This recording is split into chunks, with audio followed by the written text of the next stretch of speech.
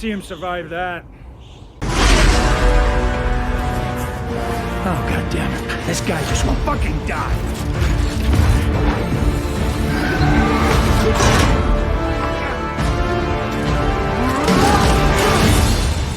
Gua suka hampir semua film yang dibintangi Vin Diesel. Dari dia masih botak sampai sekarang dia juga masih botak. Dan kali ini kita mau ngebahas satu buah film tahun 2020 yang diangkat dari sebuah komik berjudul sama di tahun 92. Keluaran varian komik semacam DC atau Marvel. Dan memang sih di Indo kurang dikenal. Tapi jangan salah, di Amerika antara tahun 92 sampai dengan tahun 93, penjualan komiknya berhasil menyaingi DC dan juga Marvel. Bercerita tentang pahlawan super hasil eksperimen yang berbalik menyerang pihak atau orang yang membuat dia mendapatkan kekuatan super. Dia juga lupa identitasnya dan semua yang ada di ingatannya juga palsu. Bagaimana dia mencari kebenaran dalam dirinya? Kita akan bahas Bloodshot bersama gua Ishak di Story Talk Me. Yang mau tahu update film-film terbaru yang gua bahas atau yang akan gua bahas nantinya, bisa follow gue di isak.shareon. Dan please jangan lupa dukung channel ini dengan cara subscribe, like, dan juga nyalakan tombol notifikasinya. So, let's begin the story.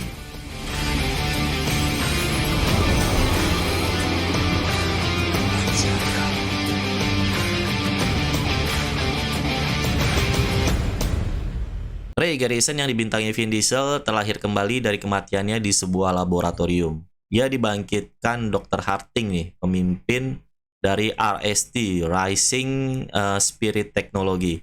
Bersama Katie ya, inisial bukan nama, yang diperankan Eiza Gonzalez. Dr. Harding menjelaskan kalau Ray sebenarnya udah mati dan dihidupkan lagi dengan nanites atau nanoteknologi. Dengan nanoteknologi ini dia menjadi punya kekuatan super seperti super healing yang bisa langsung nyembuhin semua luka yang diterima bahkan kalau tubuhnya hancur. Dan terus ada lagi dia mempunyai peningkatan kekuatan, kecepatan, dan nanti dia juga bisa mengakses berbagai informasi bahkan mempelajari secara instan apa yang dia belum pernah pelajari. Di sini semua ingatan Ray hilang, yang bahkan dia nggak ingat siapa namanya. Di RST dia juga dikenalkan dengan beberapa orang lainnya yang mengalami peningkatan seperti Katie yang tadi. Dia ini dulunya seorang angkatan laut, tapi terkena serangan kimia yang membuat sistem pernafasan dia harus diubah dan dia menjadi punya kekuatan anti gas beracun. Ada lagi tips seorang sniper angkatan darat. Matanya ini kena mortir saat perang di Irak, lalu diganti dengan mata buatan yang dipasang di baju khusus yang dia pakai ya, membuat dia jadi bisa melihat di segala arah. Dan terakhir ada Jimmy Dalton, mantan SEAL Angkatan Laut. Ini kedua kakinya dia hancur kena ledakan di Afghanistan, lalu diganti dengan kaki robot. Sebenarnya ada satu orang lagi yang mengalami peningkatan, yaitu Dr. Harding sendiri. Tangannya terpaksa harus diamputasi waktu dia masih remaja karena terkena kanker. Lalu setelah dewasa dia mengganti tangan yang hilang itu dengan tangan robot. Dan dia menyebutnya sebagai peningkatan. Ingatan Ray tiba-tiba kembali nih waktu sedang minum dengan Katie. Dan gak pakai lama langsung pergi mencari Martin X. Yang diingatannya ini kalau si Martin yang membunuh dia dan juga Gina pacarnya.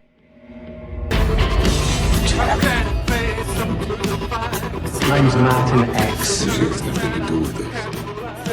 I need medical in here now. Listen. Dr. Harding menyuruh dia kembali, tapi Ray tetap pergi menggunakan pesawat dan bahkan mempelajarinya terlebih dahulu secara di-download. Ray juga bisa mendapatkan informasi dari internet, bahkan data yang rahasia. Wait. Hold on a second. You used my tech and scraped a criminal database. That is beyond illegal. I need you to come back now. Akhirnya Ray menemukan dan juga menyerang Martin X yang dikawal ketat. Dia ditembak berkali-kali, bertarung dengan tangan kosong. Tentara bayaran dia granat nih, nendang orang sampai mobilnya ikut kelempar. Dan dia juga digranat tapi nggak mati-mati.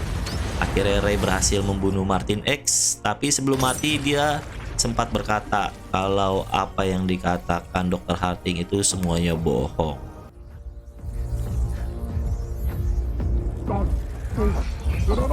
You're making a mistake.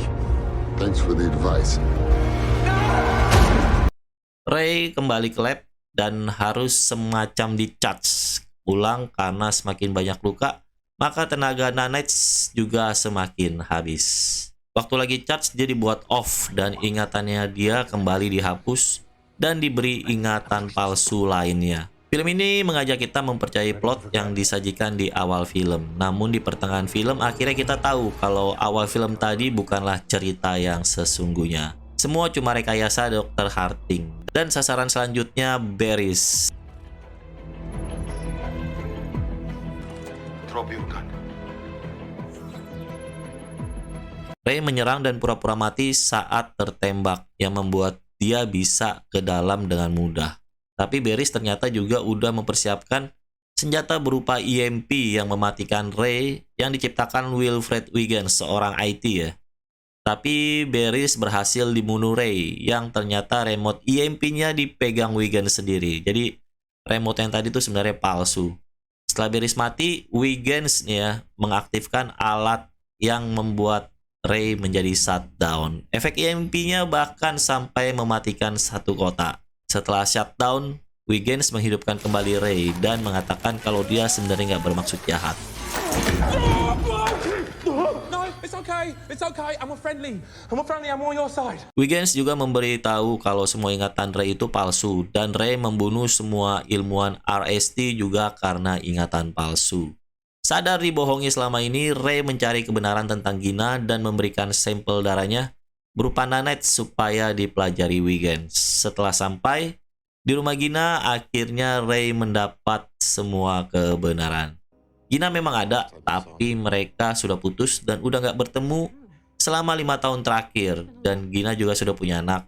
Walau gua jujur nggak tahu ya ini anaknya siapa. Mencurigakan sih. Mungkin kalau ada kelanjutan Bloodshot nantinya kita bisa tahu itu anaknya Ray atau bukan. Karena juga nggak diperlihatkan sih suaminya si Gina ini ya. Setelah tahu si Ray ini pergi dan langsung ditabrak truk besar yang ternyata adalah Jimmy dan Tips yang diutus Dr. Harding. Ray ditembak peluru khusus yang bisa membuat nanites itu jadi berefek. Ray kabur dan terus dikejar Jimmy. Tips membantunya menjadi mata di langit nih dengan drone yang dia sebar ke udara. Keren sih si Tips ini, gue suka ya armornya. Helm tanpa kaca nih ya, dan dia bisa mode menghilang nantinya. Jimmy sendiri nasibnya kurang bagus, dia malah dilumpuhkan Ray dan tertabrak truk yang membuat kaki robotnya hancur berkeping-keping. Untung aja Tips datang tepat waktu. Dengan mode menghilang, dia berhasil menusuk Ray dengan pisau khusus yang bisa shutdown si Ray.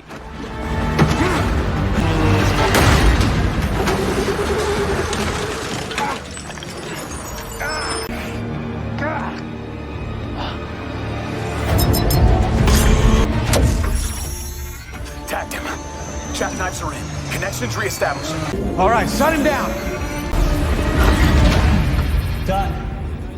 Katie disuruh membunuh Wiggins, tapi Katie nggak mau. Dr. Harding mematikan sistem pernafasan Katie yang membuat dia nggak bisa bernafas. Dan mau nggak mau, Katie mematuhi Dr. Harding.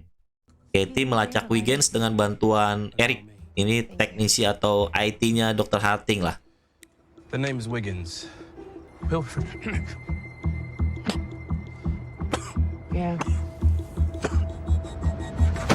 Kembali ke RST, Katie mendapat kabar kalau nanites dalam tubuh Ray akan diangkat. Dan otomatis Ray juga akan mati.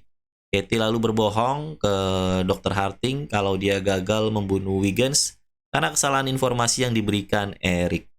Proses pengambilan atau pengangkatan dibatalkan dengan kekuatan sekitar yang tersisa ya, 79% diaktifkan kembali nih si Ray. Dan membuat ingatan palsu dengan sasaran Wiggins. Sebelum terjadi, Katie berhasil menggagalkan dengan bantuan Wiggins yang ternyata menunggu di gedung RST. Dr. Harding mencoba menghentikan tapi gagal karena dia udah nggak bisa mengambil alih sistem pernafasan Katie lagi. Bisa dibilang sudah dihack sama si Wiggins. Dan Katie juga ngelempar gas beracun yang membuat Harding kabur. Dia juga nantinya menggunakan gas kimia buat ngehancurin server RST. Jimmy dan Tips juga bersiap-siap menangkap atau bahkan membunuh Ray jika diperlukan. Full equipment Jimmy sih gua rasa cukup keren dengan lengan tambahan yang bisa mengeluarkan seperti mata tombak. Jimmy ketemu Ray, mereka berkelahi dan membuat Jimmy terlempar keluar gedung dan jatuh di atas sebuah lift. Lengan Jimmy sih keren ya, membuat si Jimmy jadi lincah ala-ala Spider-Man. Tapi jelas Jimmy nggak cukup kuat. Tips selalu datang membantu Jimmy menyerang dengan pisau khususnya. Sebenarnya Tips orang yang masih mempunyai hati nurani ya, tapi sayang dia dikorbankan Jimmy supaya Ray juga ikut jatuh bersama Ray. Let's see him survive that. Oh, God damn it. This guy just won't fucking die.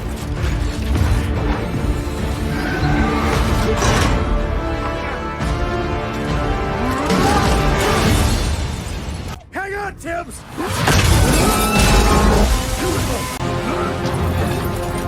Dalton! What are you doing? Help me! Dalton!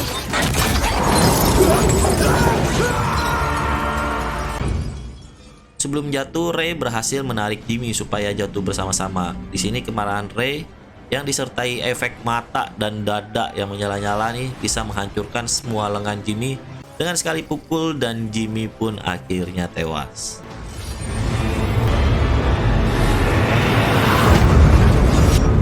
Akibat pertarungan tadi membuat tenaga Nanites dalam diri Ray melebihi batas. Dr. Harding yang berusaha kabur dihentikan Ray dengan melempar tangan mesinnya si Jimmy tadi. Dr. Harding menembak Ray seperti granat launcher ya, membuat tubuh Ray hancur menjadi berantakan. Memang dapat disembuhkan, tapi membuat baterai Nanites dalam tubuh Ray hampir habis. Yang dimana kalau baterainya habis, Wiggins pun kemungkinan nggak bisa menghidupkan kembali Ray. Dr. Harding menembak lagi, tapi kali ini ditangkap Ray dan mereka meledak bersama-sama. Rest in pieces. Ini kata-kata yang gue suka pakai ya.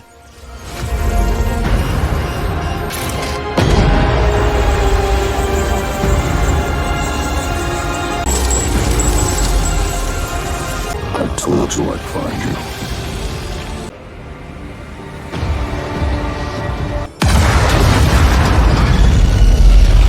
Dan akhir cerita, Wiggins kembali berhasil menghidupkan Ray. Bahkan mengupgrade sistem Nanites atau stamina-nya ya. Jadi nggak perlu mengisi daya. Ray berbicara dengan Katie tentang meninggalkan masa lalu dan film pun selesai. Sedikit info, tadinya tim produksi memilih Jared Leto ya. Tapi akhirnya diubah dan memilih Vin Diesel sebagai Bloodshot. Memang kalau dilihat dari komiknya ya, secara fisik memang lebih cocok ke Vin Diesel sih kalau menurut gua. Lebih berotot dibandingkan Jared Leto. Juga yang di pikiran gua, Vin Diesel adalah sebuah nama besar. Namanya bisa menjadi alasan orang-orang mau nonton nih. Dia salah satu alasan kenapa serial Fast and Furious tetap dibuat dan bahkan bertambah seri-serinya nih. Dia juga Riddick yang berkesan banget karakternya di filmnya sih kalau menurut gua. Dan juga dia nih Xander Cage, Agent XXX ya kan, agen sakti yang campuran Rambo lah ya, bisa melakukan misi apapun. Dia bahkan bergabung ke MCU dengan hanya 3 kata, I am Groot. Bukan bermaksud mengecilkan Jared Leto ya, tapi wajar aja sih kalau dia kalah soal urusan superhero. Tapi banyak yang mengkritik kalau Bloodshot di sini karakternya pembawaannya seperti Dominic Toretto yang ditambah dengan kekuatan super. Inti kritikannya sih Vin Diesel kurang berhasil membawa karakter baru di Bloodshot atau menghilangkan rasa Dominicnya. Ya gue pribadi sih memang nggak kayak Riddick ya. Dia berhasil sih kalau menurut gue di Riddick.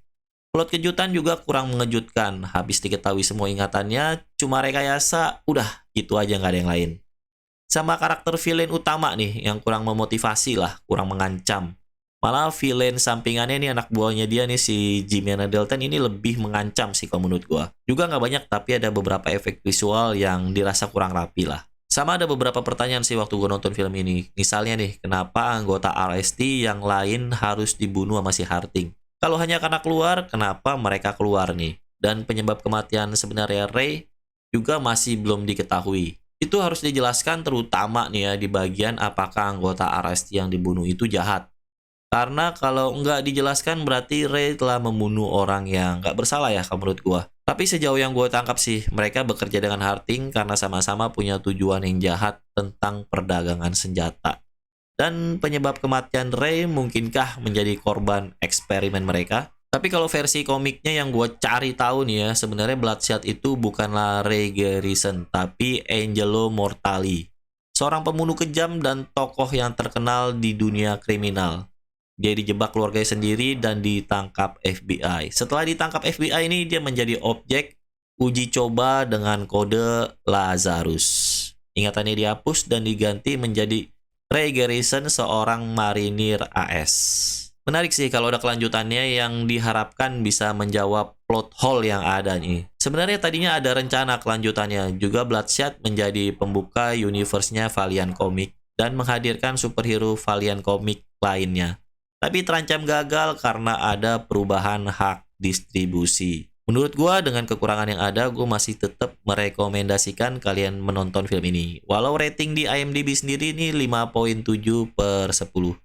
Ditonton keluarga juga masih aman dan nyaman. Kali gua ada yang salah atau ada yang mau nambahin atau mau kasih rekomendasi film yang mau dibahas, bisa tulis di kolom komentar. Jangan lupa subscribe, like, share, dan juga nyalakan lonceng notifikasinya. Gue Ishak, pamit dulu.